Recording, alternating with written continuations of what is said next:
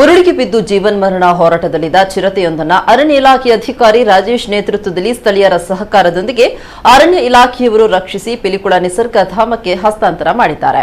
ಬಂಟ್ವಾಳದ ಅಲ್ಲಿಪಾದೆ ಸಮೀಪದ ದೇವೇಶ್ಯ ಪಡೂರು ಗ್ರಾಮದ ಬೇಜಪ್ಪಾಡಿ ಎಂಬಲ್ಲಿ ಕಾಡಿನಲ್ಲಿ ಯಾರೋ ಇಟ್ಟಿದ್ದ ಉರುಳಿಗೆ ಸುಮಾರು 6 ವರ್ಷ ಪ್ರಾಯದ ಗಂಡು ಚಿರತೆಯೊಂದು ಉರುಳಿಗೆ ಬಿದ್ದಿರುವುದನ್ನು ಸ್ಥಳೀಯರು ಗಮನಿಸಿ ಅರಣ್ಯ ಇಲಾಖೆಯವರ ಗಮನಕ್ಕೆ ತಂದಿದ್ರು. ಕೂಡಲೇ ಸ್ಥಳಕ್ಕೆ ಧಾವಿಸಿದ ವಲಯ ಅರಣ್ಯಾಧಿಕಾರಿ ರಾಜೇಶ್ ಬಳಿಗಾರ್ ನೇತೃತ್ವದಲ್ಲಿ ರಾತ್ರಿ ಸುಮಾರು 9 ಗಂಟೆಯಿಂದ ಮುಂಜಾನೆ 4 ಗಂಟೆಯವರೆಗೆ ಕಾರ್ಯಾಚರಣೆ ನಡೆಸಿ ಚಿರತೆಯನ್ನ ರಕ್ಷಣೆ ಮಾಡಿದ್ದಾರೆ. ಸದ್ಯ ಚಿರತೆ ಆರೋಗ್ಯವಾಗಿದ್ದು ಪಿಲಿಕುಳ ನಿಸರ್ಗಧಾಮಕ್ಕೆ ಹಸ್ತಾಂತರ ಮಾಡಲಾಗಿದೆ.